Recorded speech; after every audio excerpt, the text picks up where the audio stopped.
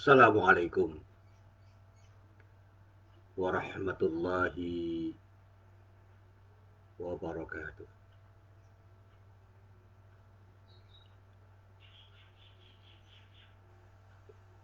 Alhamdulillah Rabbil Alamin.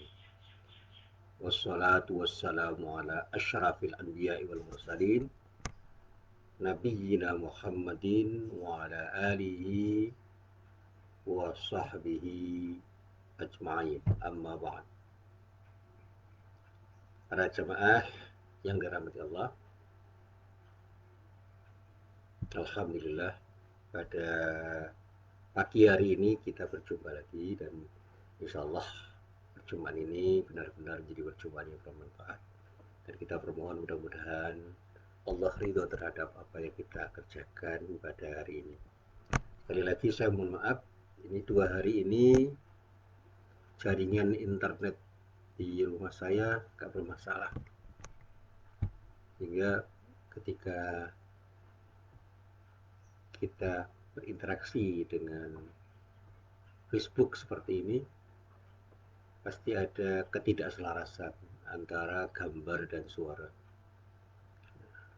Kecepatan suara itu ternyata melebihi kecepatan gambar. Jadi ketika saya mengucapkan sesuatu, maka gambar yang tertayang itu pasti terlambat untuk membersamai apa yang saya ucapkan. Tapi inilah keterbatasan yang harus kita alami dan mudah-mudahan apa yang kita lakukan pada hari ini bermanfaat. Nah, para jamaah yang dirahmati Allah, sekali lagi saya ingin mengucapkan terima kasih kepada para jamaah. Yang pertama, ucapan terima kasih saya itu karena banyak saran, masukan, usulan, dan kritik yang datang dari para jamaah yang pada saatnya setelah saya coba untuk saya cermati dalam banyak hal memang harus saya akui di antara sekian banyak materi pengajian yang saya sampaikan itu di samping materinya harus saya perbaiki, cara saya menyampaikannya pun harus saya perbaiki. Yang kedua, memang ruangan yang saya gunakan untuk mengaji ini adalah ruangan yang setiap saat, setiap hari saya gunakan untuk belajar, yang membaca, yang menulis, dan berdiskusi dengan orang yang selama ini concern dengan persoalan dakwah utamanya.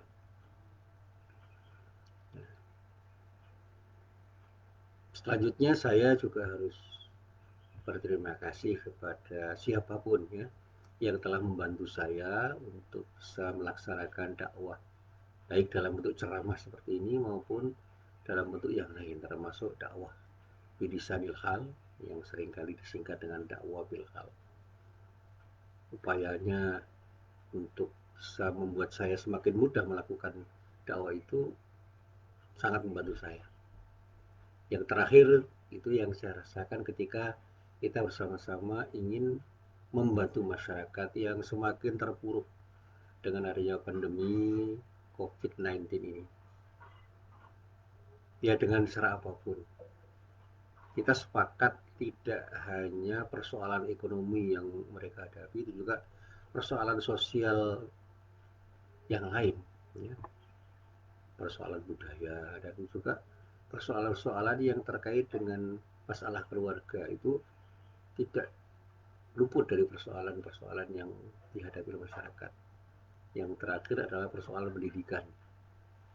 Lalu tadi malam saya berbincang-bincang dengan salah seorang staf di sebuah lembaga pendidikan Muhammadiyah yang mengeluhkan tentang dana yang semakin menipis untuk bisa menyelenggarakan proses pendidikan dengan program belajar mengajar online.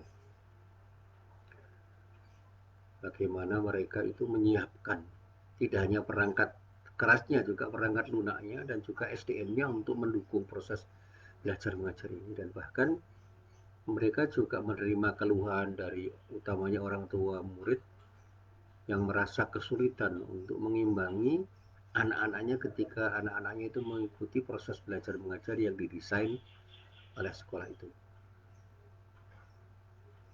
Dan ini yang juga saya coba untuk saya cermati di tempat di mana saya bekerja, di Universitas Muhammadiyah Yogyakarta. Saya juga mengalami beberapa kesulitan untuk berinteraksi dengan para mahasiswa, dan pada saatnya juga ternyata beberapa perguruan tinggi itu juga sekarang sedang melakukan efisiensi anggaran untuk bisa bertahan, jangan sampai di tengah situasi seperti ini mereka terpuruk. Tidak hanya perguruan tinggi kecil, tapi perguruan tinggi swasta besar seperti Universitas Muhammadiyah Yogyakarta pun berusaha melakukan proses efisiensi anggaran untuk bisa membuat uang yang mereka miliki itu betul-betul aman untuk menyelenggarakan proses pendidikan yang harus mereka ikuti dalam situasi pandemi seperti ini. Ya, kebetulan alhamdulillah Universitas Muhammadiyah Yogyakarta itu tidak punya utang sama sekali, nol, tidak punya utang. Dan menurut laporan dari para pimpinannya yang saya dengar dan saya cermati, itu memang untuk sementara ini masih safe, masih aman. Dan yang terakhir, para jemaah, terkait dengan apa yang ingin saya sampaikan pada saat ini, saya ingin menyampaikan sebuah materi yang terkait dengan hal yang sederhana sebenarnya. Itu bagaimana kita itu punya keberanian di jalan dakwah. Itu ternyata tidak mudah dimiliki oleh orang. Ada salah satu ayat yang dulu pernah saya baca dan saya coba untuk saya baca ulang, yaitu ayat yang terdapat dalam surah Al-Maidah, tepatnya pada ayat 54. Di dalam ayat itu Allah berfirman, A'udzu billahi minasyaitonir rajim. Ya ayyuhalladzina amanu may yartadda minkum an dinihi fasawfa ya'tillahu biqaumin yuhibbuhum wa yuhibbunahu adillatin 'alal mu'minina 'izzatin 'alal kafirina yujahiduna fi sabilillahi wa la yakhafuna laumata laim. Dzalika fadlullahi yu'ti may yasha' wallahu wasi'un alim. Nah, para jamaah yang dirahmati Allah, di dalam ayat ini Allah berfirman untuk siapa? Untuk orang-orang yang beriman. Jadi yang diseru itu adalah orang-orang yang beriman. Hai orang-orang yang beriman, siapapun di antara kalian yang murtad dari agamanya, maka kalau Allah akan mendatangkan suatu kaum yang Allah cintai mereka itu, dan mereka pun mencintai Allah. Mereka adalah orang-orang yang bersikap lemah lembut terhadap orang yang beriman yang lain, yang bersikap keras terhadap orang-orang kafir, yang berjihad di jalan Allah, dan yang tidak takut kepada celaan orang yang suka mencela. Itulah karunia Allah yang diberikan oleh Allah kepada siapapun yang dikehendakinya, dan Allah maha luas pemberiannya dan maha mengetahui. Nah, para jamaah yang dirahmati Allah, ayat ini menurut para ahli tafsir dalam kitab tafsirnya yang sempat saya baca, menjelaskan tentang bagaimana sikap kita ketika ada orang-orang yang beriman itu ada yang murtad. Kadang-kadang ketika ada di antara saudara kita yang murtad, kita bersedih. Dan memang itu sebuah tindakan yang perlu kita sesali. Tetapi apa yang boleh buat, kita kan tidak bisa melarang mereka dengan pilihan mereka yang sudah mereka pilih, dan mereka mantap untuk memilih karena mereka memandang pilihan mereka itu adalah pilihan yang lebih baik daripada apa yang selama ini mereka pilih. Di antara orang-orang Islam itu ada yang murtad karena motif yang bermacam-macam.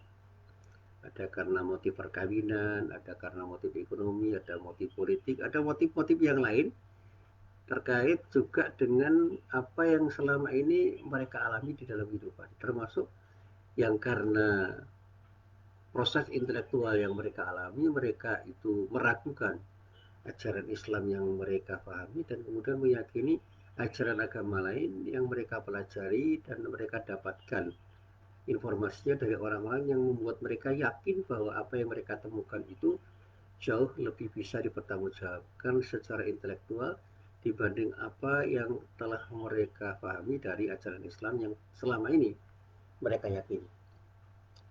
Jadi iman mereka itu tiba-tiba berubah dan mereka memilih untuk mengimani sesuatu yang baru yang mereka yakini setelah ada proses intelektual yang sangat intens.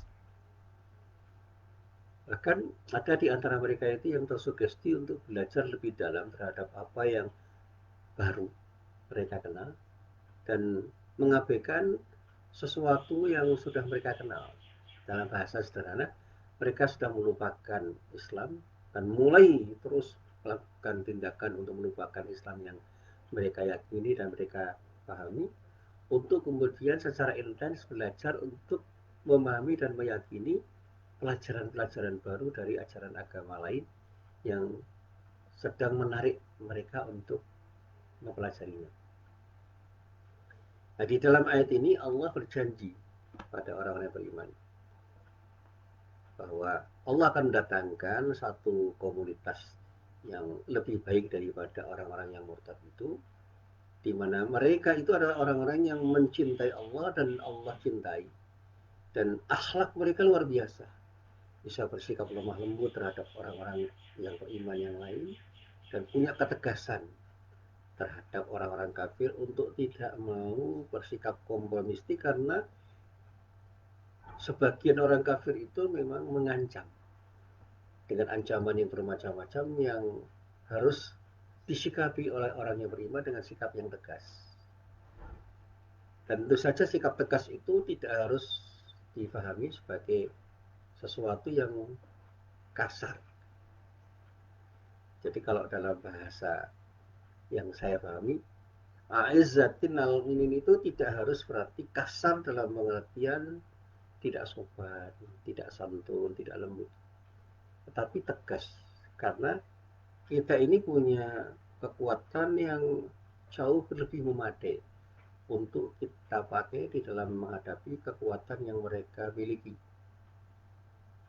Nah, kekuatan itu tidak harus hanya kekuatan fisik, tapi kekuatan iman yang kita miliki itu seharusnya menjadi sesuatu yang membuat kita lebih kuat daripada kekuatan yang mereka miliki, yang pada saatnya memang bisa kita gunakan untuk membendung tindakan-tindakan mereka yang mengganggu kepentingan orang-orang yang beriman.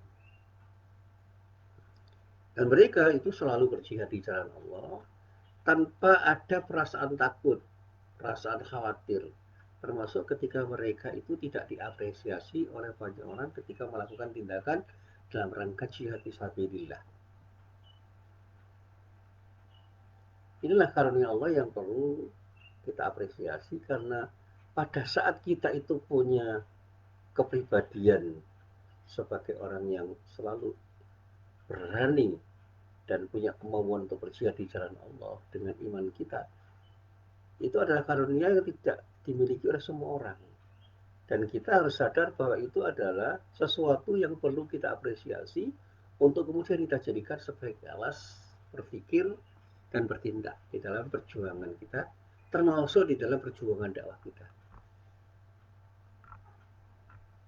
Dakwah itu tidak mudah dilakukan karena berbagai macam kesulitan.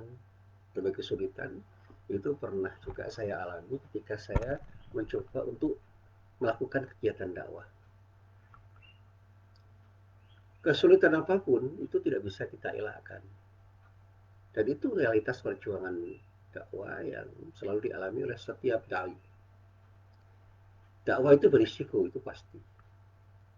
Termasuk ketika saya ditanya, ada nggak pilihan hidup yang tidak berisiko? Tidak ada. Tidak seorang pun yang lepas dari setiap risiko ketika memilih untuk melakukan tindakan apapun, termasuk ketika memilih untuk berada di dalam lingkungan yang di situ tidak banyak dukungan dari orang. Sehingga banyak orang yang takut untuk memilih berada di lingkungan yang tidak didukung oleh banyak orang. Nah, ketakutan ini bisa menjadikan orang itu menjadi orang yang punya sifat pengecut. Dan kemudian dari sifat pengecut itu mereka pada akhirnya lari dari kenyataan dan mencoba untuk bergabung dengan orang-orang yang pada saatnya memberikan kenyamanan. Nah, sifat pengecut itu tidak boleh dimiliki oleh seorang dai. Seorang beriman yang sudah punya tekad untuk berjalan di jalan dakwah tidak boleh punya sifat pengecut. Di antara sifat pengecut itu adalah sifat yang dimiliki oleh orang ketika mereka itu tidak berani menghadapi risiko yang harus mereka hadapi dalam setiap perjuangan mereka untuk melangkah.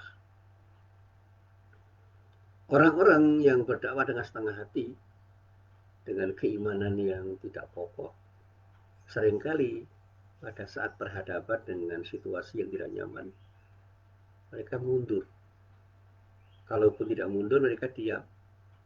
Stagnan dalam arti tidak melakukan perubahan apapun ke arah lebih baik. Dan pada saatnya, inilah yang saya katakan sebagai penghalang bagi seorang dai untuk melaksanakan kegiatan dakwahnya. Dan kalau itu dialami oleh semua dai, maka dakwah itu akan tidak menghasilkan apapun. Karena apa? Dunia dakwah itu penuh dengan tantangan. Kalau kita belajar bagaimana Nabi Muhammad SAW itu berdakwah, luar biasa. Bahkan Nabi itu pernah mengenai ada penyakit wahan, cinta dunia dan takut mati yang bisa menjangkiti para dai, dan pada akhirnya umat Islam itu akan terpuruk karena dai-nya loyo. Saya dulu pernah menulis tentang bagaimana loyonya para dai. Yang saya tulis dengan judul Futurud Du'at, lemahnya para dai. Yang kelemahan itu terjadi antara lain sebagai akibat dari ketidakberanian mereka untuk menanggung risiko dari perjalanan dakwah yang mereka jalani. Mereka berhadapan dengan orang-orang yang tidak hanya orang kafir, tetapi juga orang-orang Islam sendiri yang ternyata mereka menghambat perjalanan dakwah para dai itu dengan cara-cara yang bermacam-macam. Kadang-kadang fitnah itu tidak hanya datang dari orang-orang kafir, tetapi juga datang dari kalangan orang Islam sendiri terhadap orang Islam sendiri.